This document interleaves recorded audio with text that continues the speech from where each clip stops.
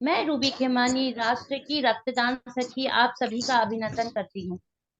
8 मई 1994 को प्रथम thalassemia day मनाया गया था in the honour of Panos Englezos, जिन्होंने थैलीसीमिया इंटरनेशनल फेडरेशन की स्थापना की थी। थैलीसीमिया में खून लाल रक्त कोशिकाएं जिनका जीवन 120 दिन का होता है, इसमें सिर्फ 20 दिनों का हो जाता है।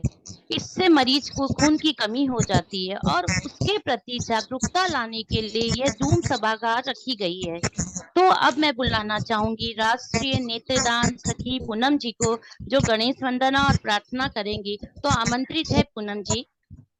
पूनम जी। धन्यवाद जी। चलिए कार्यक्रम का शुरुआत श्री गणेश से करते हैं। गणेश जी को सुमिरन करने से हमारे हर कार्य निर्विघ्न पूर्ण होते हैं। तो चलिए गणेश जी का वंदन करते हैं। गजाननं भूतगणाधिसेवितं कपित्थजम्बोफलचारुभक्षणम् उमासुतं शोकविनाशकारकं नमामि विघ्नेश्वरपादपङ्कजम्। गणेश जी के चरणों में नमन कर हम इस कार्यक्रम की शुरुआत करते हैं। तो पहले करते हैं समिति की प्रार्थना। हमको मन शक्ति देना, मन विजय करे, दूसरों की जय से पहले खुद को जय करें। हमको मन की शक्ति देना। समिति प्रार्थना से पूरा वातावरण शुद्ध हो गया है। चलिए कार्यक्रम को आगे बढ़ाते हैं। धन्यवाद पूनम जी, आपने पूरे वातावरण को बहुत ही सुंदर तरीके से शुद्ध कर दिया है। अब मैं बुलाना चाहूंगी हमारी राष्ट्रीय नृत्य अंग देह और रक्तदान प्रमुख सुशीला फरमानिया जी को, जो जूम सभागार में उपस्थित सभी का स्वागत उद्बोधन करेंगे। स्वागत है दीदी आपका भी। धन्यवाद रूबी जी। आज रक्तदान रेड क्रॉस दिवस और थैलेसीमिया दिवस दोनों हैं, तो इन दोनों की आप सभी को सर्वप्रथम शुभकामनाएं देती हूँ, बधाई देती हूँ। और यहाँ पर उपस्थित हमारे जितने भी गणमान्य व्यक्ति उपस्थित हैं, आज के हमारे अतिथि डॉक्टर पूनम, डॉक्टर परवीन और डॉक्टर रानू गुप्ता, डॉक्टर छवि, डॉक्टर रानू, आप सभी का हार्दिक हार्दिक अभिनंदन है। इस जूम सभागार में उपस्थित मेरी सभी शाखा की सखियां, सभी मेहमान और थैलेसीमिया ग्रसित बच्चों के माता पिता, आप सभी का इस जूम सभागार में करते हैं। वार्तालाप से ज्ञानवर्धन होगा और आप सभी जितने भी थैलेसीमिया पीड़ित हैं उनको कुछ राहत महसूस होगी या नए कार्य चलेगा, जिन्हें कि हम अपने कार्यों में लाकर जो पेशेंट हैं उनको कुछ निजात दिला पाए दर्द से। हमने ये कार्यक्रम क्यों लिया, इसके बारे में थोड़ा सा आप लोगों से बताना चाहती हूँ कि हमने ये थैलेसीमिया सप्ताह मनाने का प्रयास किया है। इसमें हमने एक तो हमारी 500 शाखाएं हैं, उन सबको हमने रक्तदान शिविर लगाने के लिए प्रेरित किया है 1 महीने में, क्योंकि गर्मी का महीना है और इस वक्त ब्लड की बहुत कमी हो जाती है और थैलेसीमिया जो बच्चे हैं उनको तो चाहिए ही चाहिए। तो इसीलिए हम लोगों ने 8 मई से और 14 जून तक हमारी सभी शाखाएं 500 ब्रांचेस इस वक्त रक्तदान शिविर लगाएंगे। दूसरा, जो थैलेसीमिया पेशेंट हैं जिनको आर्थिक कोई प्रॉब्लम है, तो वहां तक हमारी शाखा बहनें पहुंचेंगी, एकदम गांव देहात में, एकदम इंटीरियर में भी जाएंगे। जिन्हें मन की जरूरत है मानसिक रूप से संबल देने की, वो भी देंगे, और आर्थिक रूप से सहायता चाहिए वो भी देंगे। यदि किसी थैलेसीमिया ग्रसित बच्चे को गोद लेना पड़े, उसकी सुविधा के लिए कार्य करना पड़े, तो वो भी हमारी शाखा बहनें करेंगी। और जागरूकता के लिए हमने आज वेबिनार रखा है, जिसमें हमारे बीच उपस्थित हैं अपने एलोपैथी, हेम्योपैथी, आयुर्वेदी और नेचुरोपैथी चारों डॉक्टर आज उपस्थित हैं। भारत की 4 पद्धतियां मुख्य रूप से जानी जाती हैं, तो हमने ये प्रयास किया है कि चारों पद्धतियों में क्या सहायता इनकी की जा सकती है, उसका वार्तालाप एक रखा है आज वेबिनार के माध्यम से। दूसरा, हम 15 तारीख को हमारा क्विज रहेगा, उसके माध्यम से भी हम जागरूकता लाएंगे लोगों के बीच में, कुछ इंटरेस्टिंग बना के इसको क्विज के माध्यम से सभी को क्विज खिलाकर। और तीसरा हमने रखा है पेंटिंग प्रतियोगिता। थैलेसीमिया के बच्चों के प्रति जागरूकता लाने के लिए 12 साल से ऊपर सभी के लिए, इसमें कोई जाति बंधन नहीं है, सभी चित्रों के माध्यम से दर्शाएं कि थैलेसीमिया होता क्या है, बच्चे इससे जो प्रॉब्लम होती है वो क्या होती है। चौथा हमने रखा है एक भाषण प्रतियोगिता। 1 मिनट का वीडियो हमने अपनी, ये हमारी समिति मेंबरों के लिए है कि वो जाने थैलेसीमिया होता क्या और अपने विचार प्रकट करें। वो हम तक आएंगे और उनको हम फेसबुक लाइव डालेंगे। 5वां है हमारा ई पोस्टर के माध्यम से। ई पोस्टर के माध्यम से सभी जो हमारी बहनें हैं वो ई पोस्टर बनाकर जन जन तक ई मीडिया के द्वारा जागरूकता लाएंगी। ये हमारा प्रयास है। और एक प्रयास हमने थैलेसीमिया बच्चों के लिए किया है। इसी हफ्ते मातृ दिवस आ रहा है, तो हमने ये सोचा है कि जो बच्चे हैं इस विषय से ग्रसित हैं, उनके लिए उनके मन में माँ के प्रति जो विचार हैं वो 1 मिनट का वीडियो बनाकर हम तक पहुंचाएं। क्योंकि मातृत्व दिवस पर माँ जितना एक बच्चे के लिए करती है और उनके मन में अपने माँ के प्रति जो विचार हैं वो उनको उजागर करें और हम तक पहुंचाएं। तो हमारी हर शाखा, प्रांत और राष्ट्र के द्वारा फेसबुक पेज पर ई मीडिया के द्वारा उनकी बातें जन जन तक पहुंचाई जाएंगी। ये हमारा एक निश्चय ये 8 दिनों के कार्यक्रम के लिए लिया गया है। और आप सभी का पुनः मैं अभिनंदन करती हूँ। उम्मीद करती हूँ आज के वेबिनार से बहुत से लोगों को जागृति आएगी, जन जागरण तक हम पहुंचेंगे, अपनी बातें हम रखेंगे। और आज रेड क्रॉस दिवस है, उस पर मैं 2 लाइनें अपने विचार रखती हूँ। रेड क्रॉस के लिए जो मेरे मन में विचार है, भेदभाव से रहित है ये संस्था, मानव हित जन्मी है। भेदभाव से रहित है ये संस्था, मानव हित जन्मी है। आपदा कैसे भी आए डट कर लोहा लेती है। रेड क्रॉस कहीं भी पहुंच जाता है। सेवा कार्य यह करे निरंतर, सबके दुख को हरती है।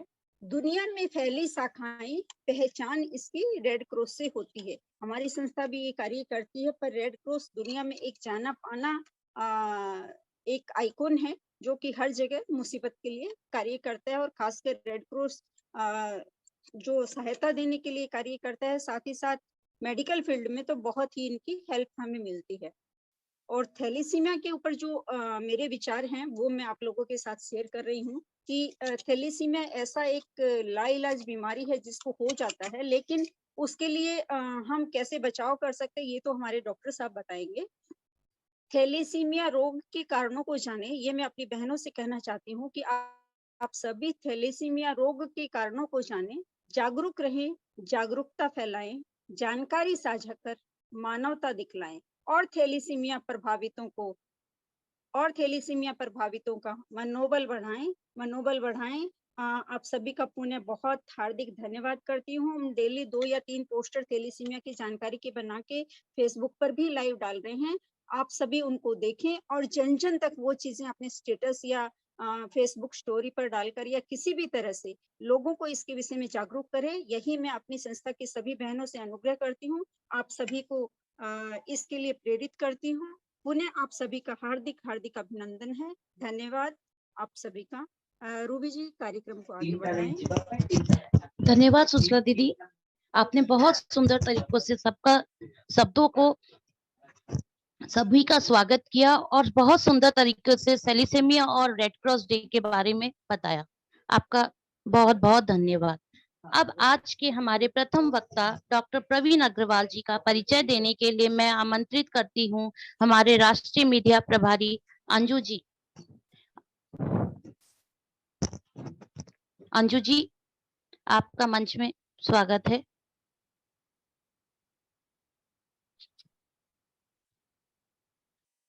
आवाज आ रही मेरी? जी जी दीदी आ रही।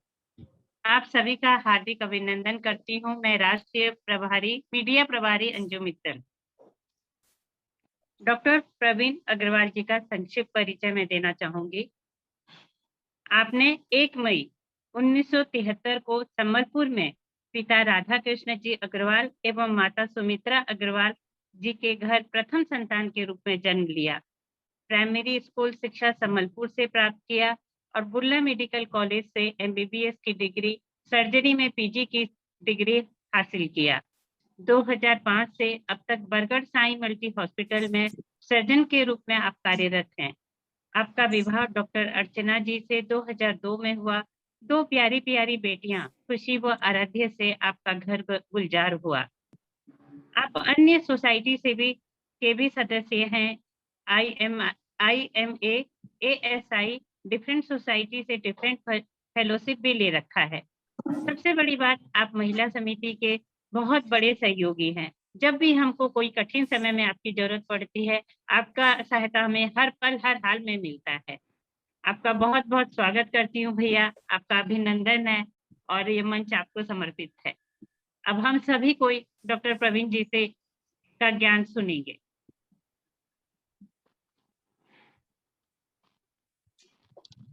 आवाज नहीं आ रही है अभी? हाँ, अब आई। धन्यवाद भाभी जी, आपने बहुत अच्छे तरीके से मेरे बारे में बताया सबको। पहले मैं अखिल भारतीय मारवाड़ी महिला सम्मेलन के सभी सखियों और उनके आयोजक, इस वेबिनार के आयोजक सुशीला फरमानिया जी का बहुत बहुत धन्यवाद देना चाहूंगा, जिन्होंने बहुत ही आज एक श्रेष्ठ दिन चुना है। आज वर्ल्ड थैलेसीमिया डे है, रेड क्रॉस डे है, और थैलेसीमिया के बारे में जानकारी लेने के लिए इससे अच्छा मौका नहीं हो सकता। तो मैं पहले फरमानिया जी का बहुत बहुत धन्यवाद देना चाहता हूँ, जिन्होंने होम्योपैथ, नेचुरोपैथ, आयुर्वेद और एलोपैथ चारों डॉक्टरों को मिला के एक प्रयास किया है कि थैलेसीमिया के बारे में जाने, अपने जितने मेंबर्स हैं पहले खुद जाने और फिर अपना जागरूकता फैलाते रहें समाज में। तो मैं थैलेसीमिया के बारे में मैं स्लाइड बना नहीं पाया, तो मैंने कुछ पॉइंट्स नोट करके रखे हैं, तो पॉइंट्स वाइज आपसे डिस्कस करूंगा मैं। जैसे कि थैलेसीमिया जो वर्ड है वो दो वर्ड से निकला है, दो शब्दों से निकला है। एक थैलासिया तो मतलब होता है समुद्र, और एनिया उसका मतलब होता है ब्लड। तो ये समुद्री ब्लड ये क्या होता क्या है? पहले जब थैलेसीमिया जब मिला था तो मेडिटेरियन सी एरिया में, साउथ ईस्ट एशिया में मेडिटेरियन सी एरिया है, वहीं से शुरुआत हुई थी, वहीं से देखा गया था, इस रोग को पहचाना गया था थैलेसीमिया को, तो वहीं से रोग का नाम आया है थैलेसीमिया। अब ये है क्या ये रोग? ये सभी जानते हैं, ये ब्लड का जेनेटिक डिसऑर्डर है, जो मतलब अपना life span of RBC red blood जो होता है कम करवा देता है। अगर 120 स्पैन है तो इसमें इससे हो जाता है, पेशेंट को बार बार ब्लड लेना पड़ता है। कर देना। मेरी आवाज सबको आ रही है ना? जी सर, जी सर, जी डॉक्टर साहब। जी जी। इसके दो टाइप देखे गए हैं, एक अल्फा और एक बीटा। अल्फा जो है वो इतना कॉमन नहीं है, सबसे ज्यादा कॉमन वैरायटी होता है बीटा थैलेसीमिया। बीटा थैलेसीमिया सबसे कॉमन वैरायटी में आता है। अधो जी सबको म्यूट कर दीजिए।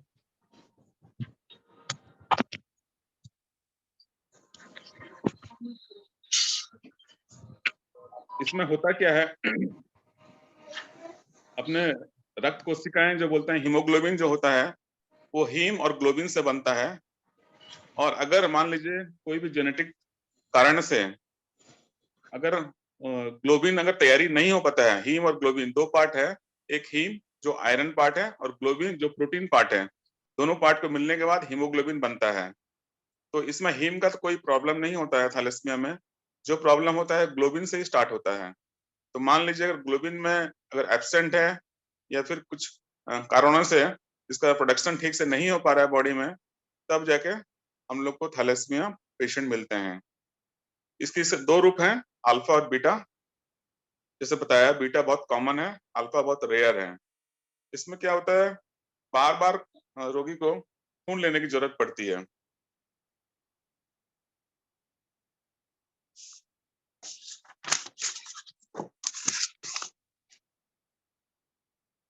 हमने साइंस क्लास में पढ़ा है, जैसे कि हम लोग को दो जीन मदर से आते हैं, दो जीन फादर से आते हैं। अगर कोई कारणवश जैसे अपने पास 4 जीन हैं, उसमें से अगर एक जीन एब्सेंट हो जाता है या इनएक्टिव हो जाता है, तब उसको थैलेसीमिया माइनर कहते हैं। तो उस केस में थैलेसीमिया के जो फीचर्स हैं, जो डिजीज के फीचर हैं, वो सामने नहीं आते हैं। उसको ट्रेट भी कहा जाता है, वो कैरियर हो जाते हैं। उनको थैलेसीमिया होता नहीं है, बट वो कैरियर के रूप में रहते हैं। दूसरा है, मान लीजिए अगर 2 जीन खराब हो जाते हैं तो उसमें माइल्ड थैलेसीमिया के फीचर्स आने स्टार्ट हो जाएंगे। वैसे ही तीसरा वैरायटी, अगर मान लीजिए 3 जीन एब्सेंट हैं या इनएक्टिव हैं, तो उसमें हीमोग्लोबिन एच डिजीज बोलते हैं, वो स्टार्ट हो जाता है। मैं आगे बताऊंगा हीमोग्लोबिन एच डिजीज होता क्या है। चौथा वैरायटी है, मान लीजिए अगर आपके चारों जीन एब्सेंट हैं, तो अगर चारों जीन एब्सेंट हैं तो ये तो मतलब बच्चा पैदा ही नहीं हो पाएगा, उसका स्टिल बर्थ हो जाएगा, वो गर्भ में ही मर जाएगा। उसको बोलते हैं हाइड्रोप्स फिटालिस बोलते हैं मेडिकल टर्म में। अब ये हीमोग्लोबिन एच में क्या होता है, जैसे बताया 3 जीन एब्सेंट या इनएक्टिव हो जाते हैं, उसमें अल्फा का प्रोडक्शन कम हो जाता है और बीटा का प्रोडक्शन बढ़ जाता है। तो इससे थैलेसीमिया के जो फीचर्स हैं, थैलेसीमिया मेजर है ये, इसको कहा जाता है थैलेसीमिया मेजर। इसमें बार बार खून चढ़ाने की जरूरत पड़ती है। और जो सिम्टम्स, जैसे कि नॉर्मली हम लोग देखते हैं, अगर खून किसी को कमी हो जाती है तो सिम्टम क्या होता है, मतलब वीकनेस लगेगा, हेडेक होगा, चेस्ट पेन होगा, फटीग हो जाएगा, कुछ दूर चलने के सांस फूलेगा उसका। इसमें जॉन्डिस भी हो सकता है, और लीवर और अपना तिल्ली जो स्प्लीन कहते हैं, वो सूजन आ जाता है उसमें। इससे कुछ डायग्नोस्टिक करने के लिए टेस्ट वगैरह कुछ हैं, जैसे कि मान लीजिए बोन मैरो टेस्ट, अपना जो अस्थि मज्जा से निडल डाल के वहां से कुछ सेल्स निकालते हैं और उसको टेस्ट किया जाता है, बोन मैरो टेस्ट कहते हैं उसको। तो उससे मालूम चलता है कि अपने शरीर में जो आरबीसी है वो सही तरीके का नॉर्मल बन रहा है या फिर एबनॉर्मल बन रहा है। और इसमें देखते हैं, ब्लड स्मीयर से भी देखते हैं। ब्लड स्मीयर में पता चलता है कि आरबीसी का शेप जो है नॉर्मली ओवल होना चाहिए, इस केस में ओवल ना होकर डिस्टॉर्टेड शेप होता है। और इससे कंफर्मेशन टेस्ट होता है, एक हीमोग्लोबिन इलेक्ट्रोफोरेसिस नाम से एक टेस्ट होता है। उसमें सारे मतलब सिकलिंग, फिटल, हाइड्रोस्पिटलिस या हीमोग्लोबिन एच वाले या थैलेसीमिया माइनर मेजर जितने हैं ये हीमोलाइटिक डिजीज वाले, सब अगर कराते हैं तो इसमें पहचान हीमोग्लोबिन इलेक्ट्रोफोरेसिस से हो जाती है। तो ये बहुत जरूरी टेस्ट है डायग्नोसिस ऑफ थैलेसीमिया और सिकलिंग के लिए भी। जैसे कि हम लोग सिकलिंग में जानते हैं, अपना वेस्टर्न उड़ीसा में बहुत ज्यादा कॉमन है ये, और इसके लिए भी बार बार ब्लड की जरूरत पड़ती है पेशेंट को। तो इसका ट्रीटमेंट कुछ खास नहीं है, जैसे कि ब्लड अगर कम होता है तो हम लोग ब्लड दे देते हैं। इसको फॉलिक एसिड जरूरत पड़ती है तो फॉलिक एसिड बाहर से मिलता है, उसको टैबलेट के रूप में दे सकते हैं। और बार बार ब्लड देने से उसका जो हीमोग्लोबिन पार्ट है, मतलब आयरन पार्ट है, वो डिपॉजिट हो जाता है लीवर में, किडनी में, हार्ट में, तो उससे उसको प्रॉब्लम स्टार्ट हो जाता है। तो उसके लिए हम लोग उसको आयरन चिलेशन थेरेपी कहते हैं, ताकि बॉडी में जो आयरन जो जमा हो रही है उसको निकाल सकें, वो थेरेपी करते हैं। और अभी जो ट्रायल बेसिस में चल रहा है एलोजेनिक बोन मैरो ट्रांसप्लांट या स्टेम सेल थेरेपी जो बोलते हैं, अभी ये बाहर के देशों में कुछ कुछ एरिया में स्टार्ट हुआ है, इंडिया में भी स्टार्ट हुआ है बड़े बड़े सेंटर में, बट इसका खर्च बहुत ज्यादा आता है और इसमें पेशेंट की मतलब पीछे लग के पूरा परिवार लगना पड़ता है, तभी जाके पेशेंट को बचा पाएंगे। जैसे कि माइनर में तो उसका लाइफ स्पान नॉर्मल ही होता है, थैलेसीमिया माइनर में लाइफ स्पान कुछ चेंजेस नहीं होते हैं, नॉर्मल जैसे एक आदमी जिंदा रहता है 70-80 साल, वो पेशेंट जिंदा रहते हैं। लेकिन अगर मेजर है तो उसमें अगर ब्लड ट्रांसफ्यूजन वगैरह नहीं करते हैं तो 3 से 6 महीने में उसकी मृत्यु हो जाती है। और मान लीजिए इसको ब्लड दे के बाकी सब ट्रीटमेंट करके उसको हम लोग कोशिश करते हैं, पूरा परिवार पूरा समाज अगर कोशिश करता है तो उसका बेसी से बेसी उम्र हो सकता है 15 से 20 साल में भी उसको हम लोग बचा पाएंगे, उसके आगे उसका बचना मुश्किल हो जाता है। तो ये एक ऐसी बीमारी है जिसकी जानकारी होना जरूरी है, और जानकारी होने से हम लोग उसका बच सकते हैं। होने के बाद बचाव और ट्रीटमेंट बहुत कम है, तो ना ऐसा ना हो उसी से बचाव कर सकते हैं। इसके लिए कुछ प्रीनेटल टेस्टिंग भी होते हैं, जैसे मान लीजिए शादी से पहले हम लोग गोद मिलाते हैं, गोत्र वगैरह मिलाते हैं कि ये गोत्र का लड़का है, ये गोत्र की लड़की है, चलेगा नहीं चलेगा, उसी वक्त उसी टाइप में अभी के जमाने में गोत्र मिलाइए, लेकिन साथ में ब्लड ग्रुप, कुछ टेस्ट हैं जैसे कि ये सिकलिंग टेस्ट है, हीमोग्लोबिन इलेक्ट्रोफोरेसिस टेस्ट है। सिकलिंग भी अगर होता है, माइनर और मेजर होता है, वो भी 2 प्रकार के होते हैं। थैलेसीमिया भी माइनर और मेजर होता है।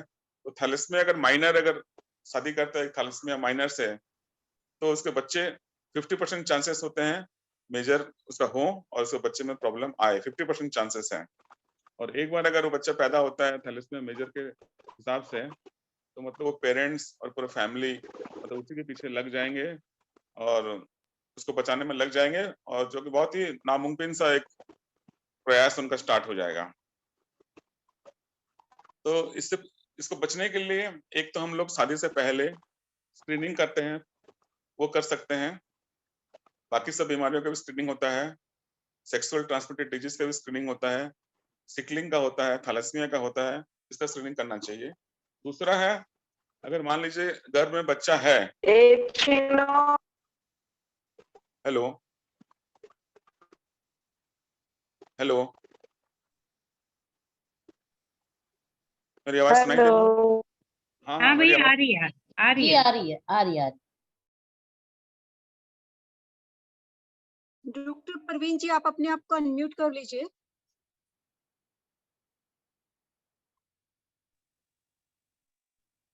ठीक है। जी।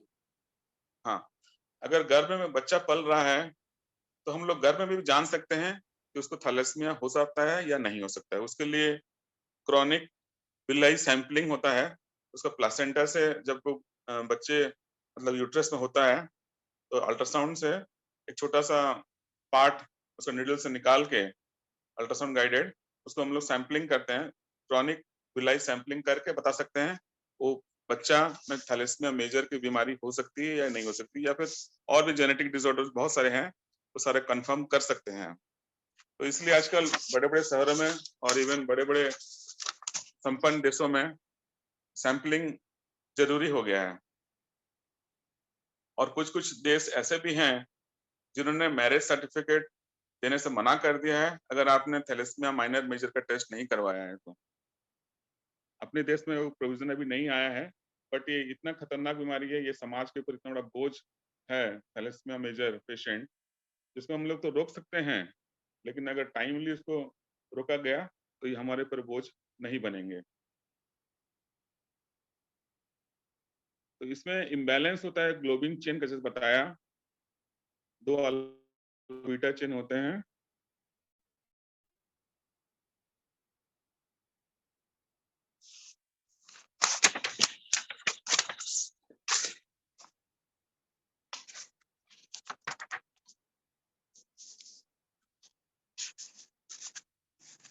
बीटा थैलेसीमिया को पुलिस एनीमिया भी कहा जाता है, और ये क्रोमोसोम नंबर 11 से लिंक्ड है। और एक चीज है इसके 4 प्रकार से बताया मैं, haemoglobin F, haemoglobin A, haemoglobin A2 और हीमोग्लोबिन एस। अब हीमोग्लोबिन एफ जो बोलते हैं, इसको बोलते हैं फीटल हीमोग्लोबिन, वो बच्चों में ज्यादा रहता है, एडल्ट में नहीं रहता है। तो अगर मान लीजिए कोई एडल्ट में फीटल हीमोग्लोबिन ज्यादा है, तो वो भी सही कारण नहीं है, उसका भी कारण ढूंढना पड़ेगा, उसका भी थैलेसीमिया माइनर मेजर का टेस्ट करवाना चाहिए। और हीमोग्लोबिन ए मतलब एडल्ट हीमोग्लोबिन, उसमें 2 alpha chain 2 beta chain normal रहते हैं। नॉर्मल एडल्ट में 98% हीमोग्लोबिन ए रहता है। Haemoglobin A2 2 alpha 2 delta chain रहते हैं उसमें, और नॉर्मल एडल्ट में ये 0.1% पाए जाते हैं। और हीमोग्लोबिन एस या सिकल सेल डिजीज वाले जो हीमोग्लोबिन रहते हैं, उसमें 2 अल्फा और 2 बीटा रहते हैं, और उसका स्ट्रक्चर जो बीटा चेन के अल्टर्ड हो जाते हैं, जिससे आरबीसी का जो फॉर्म है वो डिस्टॉर्टेड हो जाता है, और आरबीसी का जो लाइफ स्पैन है वो बहुत घट जाता है। जैसे कि थैलेसीमिया में होता है, वैसे ही सिकलिंग में भी हो सकता है। तो ये सब हिमोलाइटिक डिजीज के नाम से जानते हैं। और जैसे बताया, इसका रोकथाम के लिए हम लोग पहले से टेस्ट कर सकते हैं, लेकिन एक बार होने के बाद इसको ट्रीटमेंट करना बहुत ज्यादा मुश्किल है। तो इसलिए लोगों में अवेयरनेस लाना जरूरी है कि आप थैलेसीमिया मेजर माइनर अगर हैं तो आपको कुछ पता भी नहीं चलेगा। अभी हम लोग के साथ जितने भी लोग जुड़े हैं, हो सकता है कोई थैलेसीमिया माइनर का कैरियर हो, जब तक वो टेस्ट नहीं करेगा तो पता नहीं चलेगा। और मान लीजिए थैलेसीमिया माइनर और माइनर से शादी होता है तो बताया मैंने 50% चांसेस हैं कि उसमें उनके बच्चों का मेजर हो सकता है। एक बार मेजर हो गया मतलब उसका लाइफ स्पैन बहुत ही कम हो जाएगा और परिवार के ऊपर आर्थिक बोझ भी आ जाएगा। इतना मैं प्रिपेयर कर पाया हूँ थैलेसीमिया के बारे में। धन्यवाद।